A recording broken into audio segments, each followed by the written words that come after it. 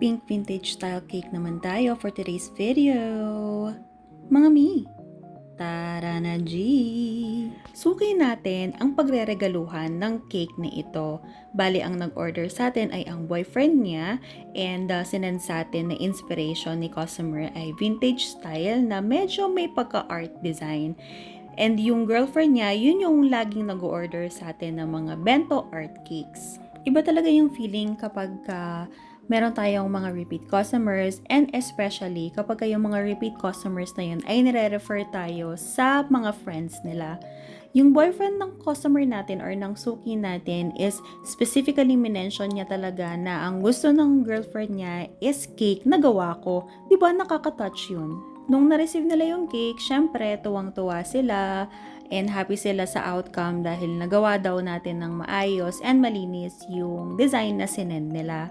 Pero after few days, yung girlfriend, magpa-place sana siya ulit ng order. Pero bago siya nag-place ng order, minention niya sa akin na bakit daw every time na umu-order sila sa akin ng mga cakes is parang nag-fade and hindi na gumaganda yung itsura ng cake. Sinend sa akin ni customer yung example ng picture ng mga cake na in-order nila sa akin. Like parang mga 1 to 2 days after nila makuha sa akin. So parang ang nangyayari is advance silang nag-order sa akin pero yung celebration nila is after 1 to 2 days pa. And nilalagay nila sa ref. So, nung sinend sa akin yun ni customer, in-explain ko sa kanila na since soft icing yung cake natin or yung ginagamit natin sa mga cakes natin, kapag yung mga kulay ay nasa-stain, ibig sabihin is iba yung temperature na pinanggagalingan ng cake. So, for example, is galing sa chiller ko, nilabas nila, binyahin nila.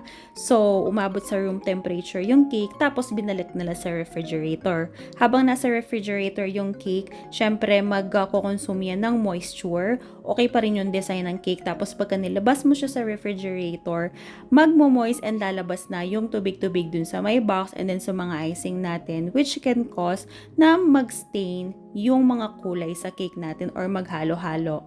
As you can see, ang color ng cake na ito is meron siyang color pink, meron siyang color white, and then dun sa baba, meron siyang gray and black. So, sa example na ito, yung gray and yung black, may possibility talaga na mag-sustain siya dun sa may gitnang color white. In-explain ko to kay customer para mas maintindihan nila, and after ko ma-encounter ito, moving forward, kapag mga art cakes na ganyan, ina-explain ko na sa mga customers na possible na mangyari yon. Kaya kung art cakes ang gusto nila and prefer nila na merong pictorial, might as well kakuha nila ng cake, picture na nila kagad, photoshoot na nila kagad, or i-present na nila kagad dun sa pagre-regaluhan nila, kesa sa mag-ref, room temp sila kasi nag-iiba yung moisture ng cake at nagkakahawaan ang mga kulay.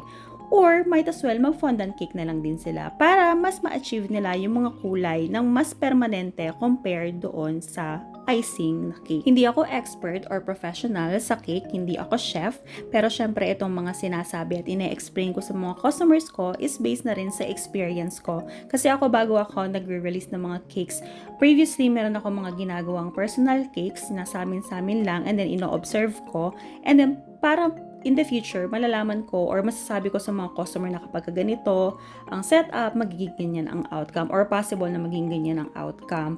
So, that said, kapag may mga na-experience akong ganito, ninonote ko para sa mga future orders ko, masasabihan ko na kagad ang mga customers. It's just that itong specific customer na ito, hindi natin sila kagad nasabihan.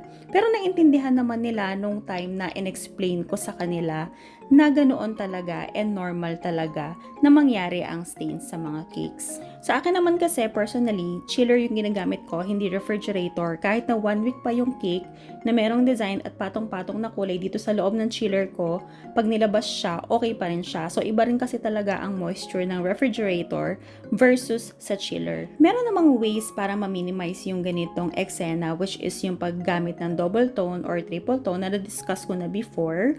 Pero again, hindi pa rin siya possible na 100% hindi talaga siya mag-sustain. Ang dami ko na palang nasabi, so ito na ang ating final result. O diba, ang syala ng cake natin, napakasarap tingnan sa mga mata.